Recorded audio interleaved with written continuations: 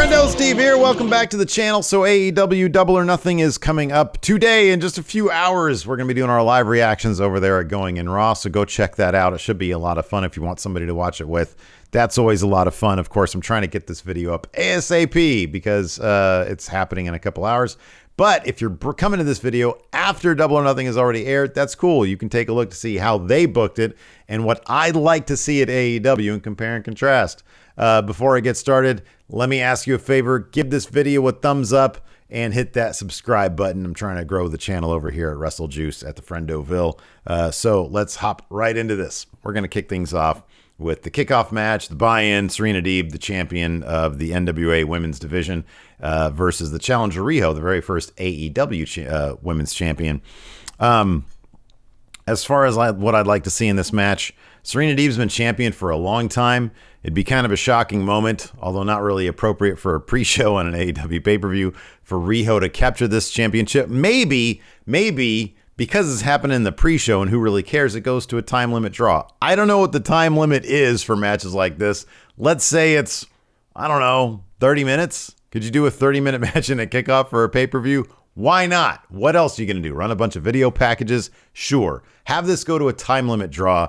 Riho ends up getting the rematch over there in the NWA, and maybe she wins the title there. I don't really keep up with that ever since they moved to Fight TV. But, adding Riho to the NWA Women's Division, I think that'd be pretty sick. Don't you? Time limit draw. Don't have Riho job to another division's champion.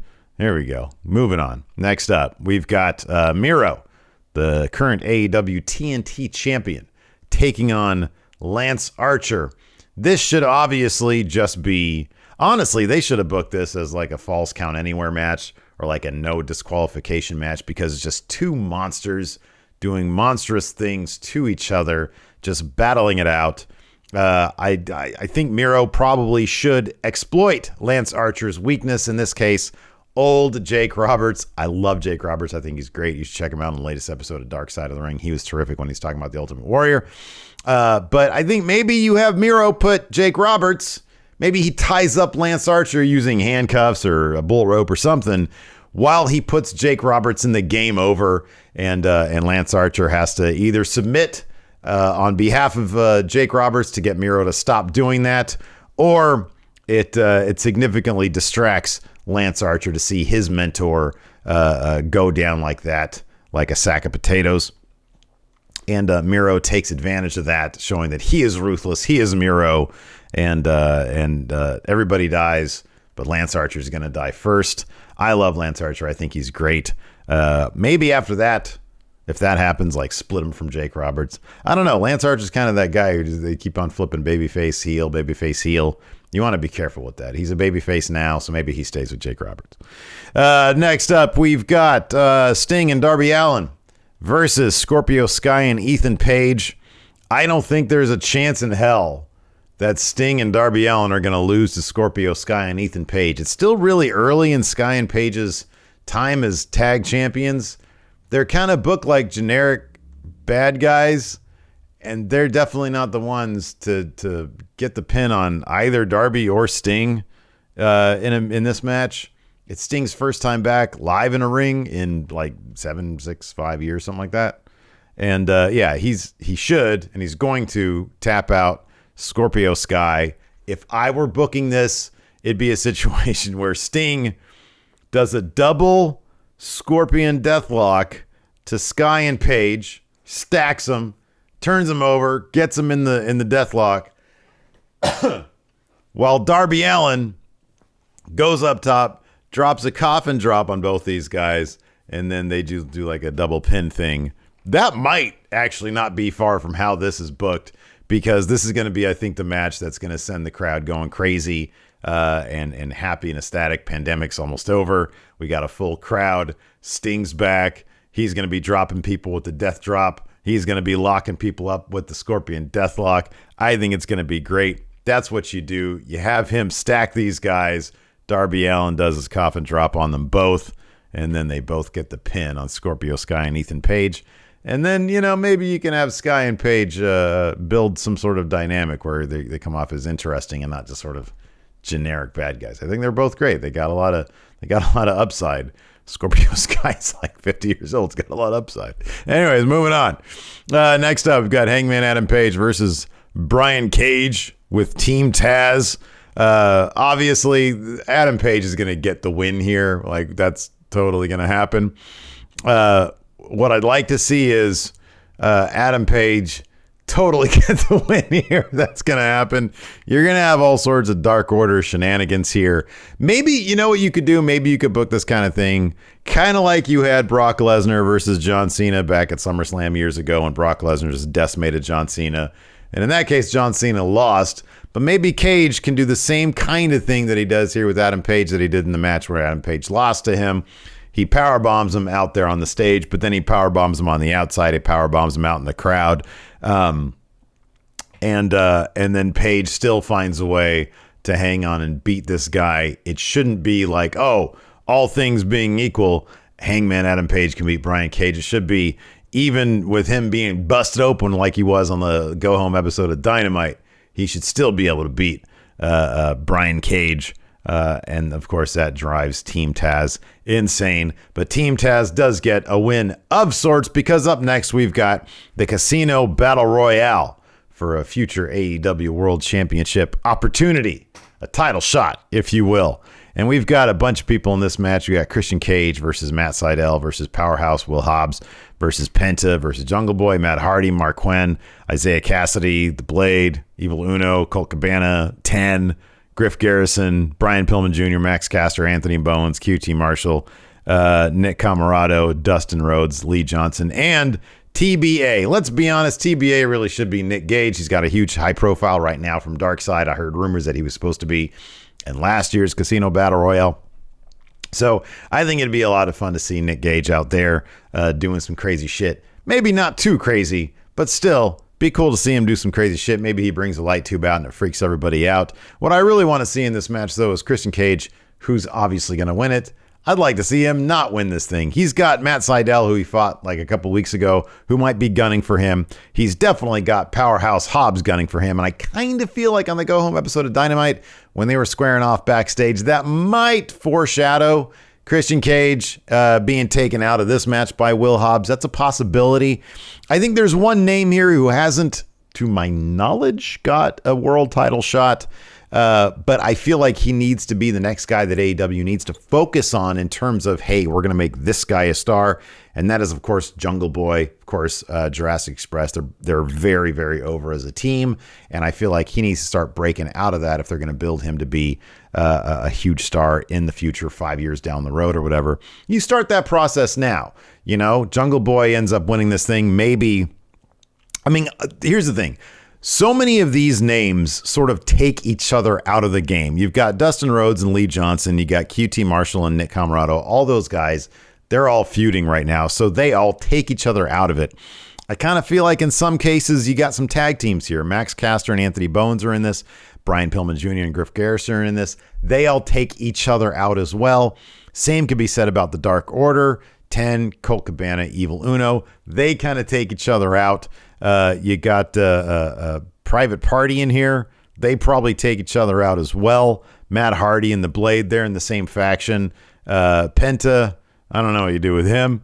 But yeah, you've got all these guys who sort of like take each other out of the game. And then you've got Jungle Boy, who's just there. So why not you have Luchasaurus come out? Jungle Boy gets on his shoulders, climbs up the ladder, and grabs the... whatever this is. What is this? What is it? It's a giant chip, isn't it? It's like a giant poker chip or something like that. You have Jungle Boy get into a match with Kenny Omega in a couple weeks for the title, have him put on a killer match, and then he ends up losing. Didn't he do that before? Didn't he have like a killer match with somebody and then end up losing?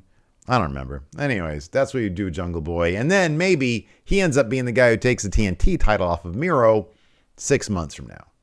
Just saying, I think that'd be kind of cool. And then have him run with that TNT title for a spell before he drops it to somebody. And you keep on building him up so that like in a year or two, he starts to sort of sniff that legitimate main event scene. I think you start that right here with the Casino Battle Royal. All right, next up, we've got, here we go. Hikaru Shida versus Dr. Britt Baker, DMD, for the AEW Women's World Championship.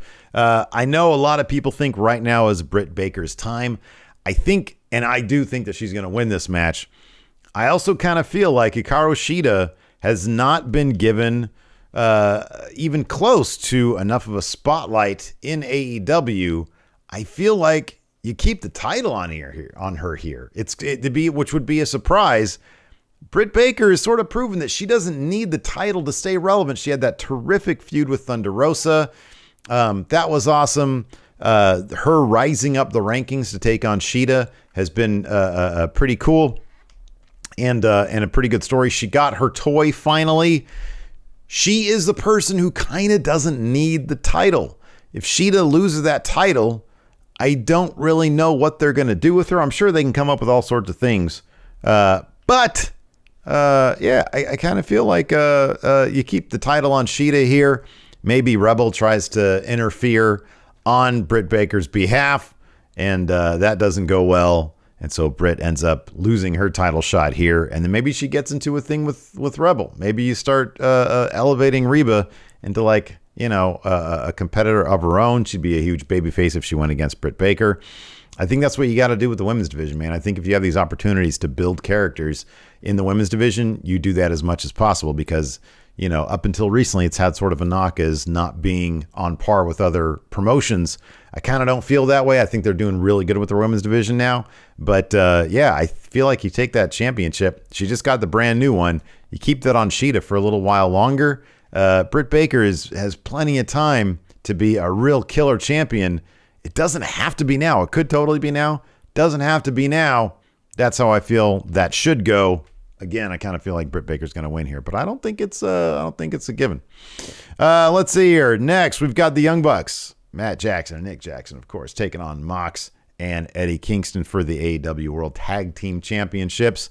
So if you take a look at the go-home math here, Mox and Eddie Kingston buried those fancy Jordan 1s, the Dior Jordans of the Young Bucks on this past episode of Dynamite, which would lead me to believe that that's sort of them standing tall and the Young Bucks are probably going to win. I also think that the Young Bucks' fortune is tied to Kenny Omega, so that's probably why they're going to win. But in this case, again, do something surprising. Have Mox and Kingston win those tag championships. I think everybody loves the chemistry between Mox and Kingston. It's really elevated Kingston.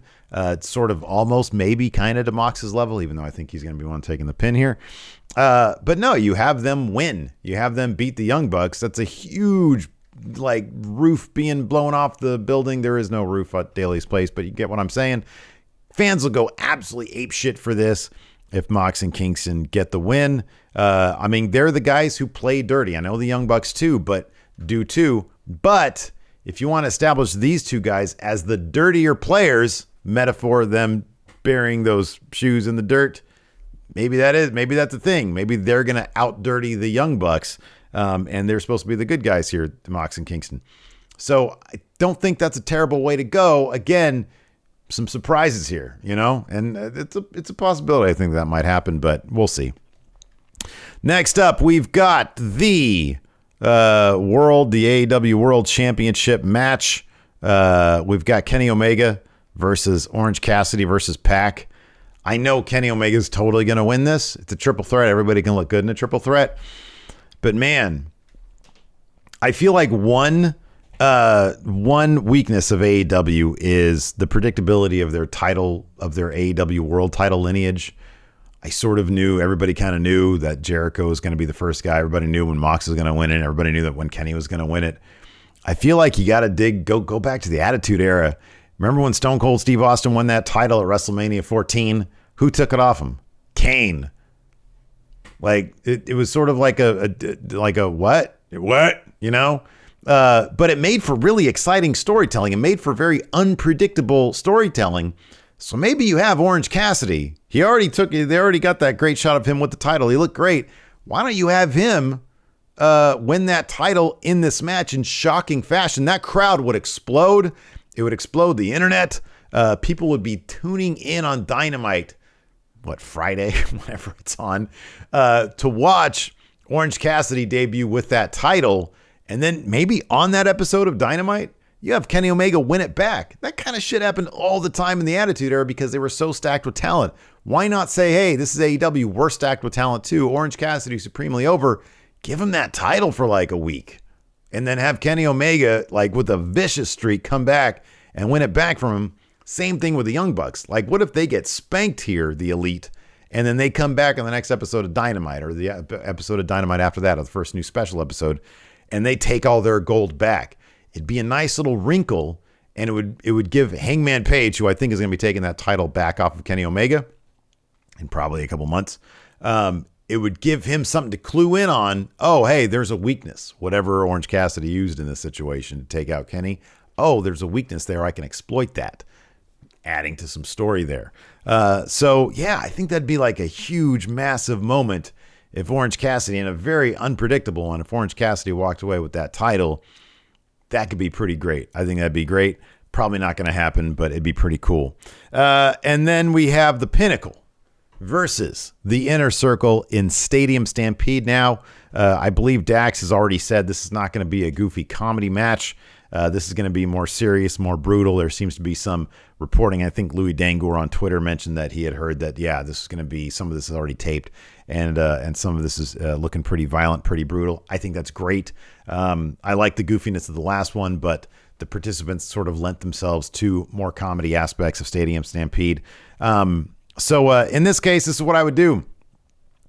By all appearances, last week on the go home, the Pinnacle stood really strong. They gave those double pile drivers to LAX through those tables. They stood tall.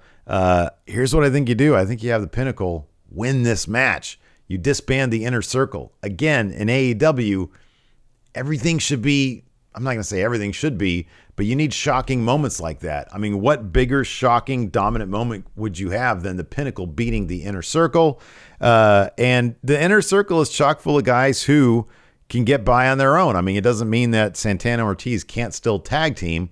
They can go back to being LAX. Maybe they can cut a deal with Conan and get that name back. So they're a thing. Sammy Guevara, I mean, he's ready for like a solo act sort of run anyways. So have him do that, mix it up maybe with that TNT title if he's going to be a good guy. And then Chris Jericho, maybe he keeps Hager around as his heavy, as his bodyguard guy.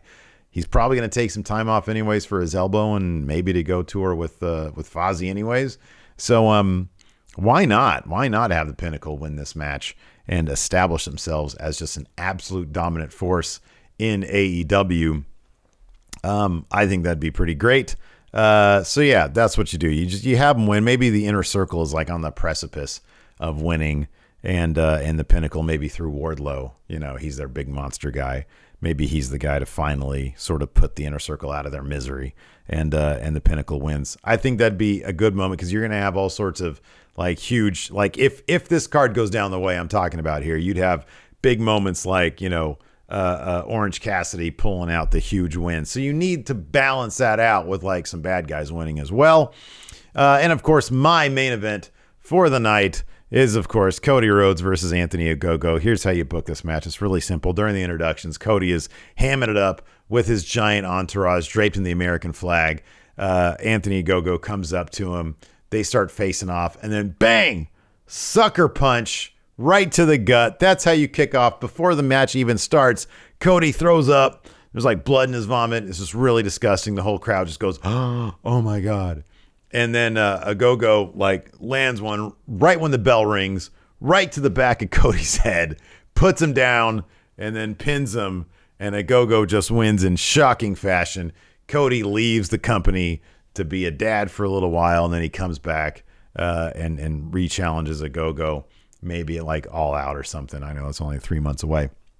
But yeah, man, I feel like you got to have Ogogo win here, because you'd be establishing just a crazy, evil, dominant new guy, even though I don't think he's evil. I think Ogogo is great, but he can play it up as being like sort of the Drago of AEW. And yeah, you're really establishing that way the factory as being, and let's be honest, half the fans would cheer that anyways. I know I'd be going crazy if that happened, if Ogogo just came in, whack, gut punch, they ring the bell, bang, another shot to the back of Cody's head. And yeah, that'd be awesome. Wouldn't that be great? Anyways, hey, do me a favor. give this video a thumbs up and leave a message there in the comments. Let me know how you would fantasy book AEW's Double or Nothing. Should be a lot of fun. Again, we'll be doing our live reactions over there at Going In Raw, so go check that out. Thanks everybody for tuning in. I appreciate it. Go check out one of these other videos. I got a couple other videos. Is it over here? Is it this way? Which way is it? This way? Yeah, I think it's over here. Watch one of those. Yeah. I'm just gonna sit here.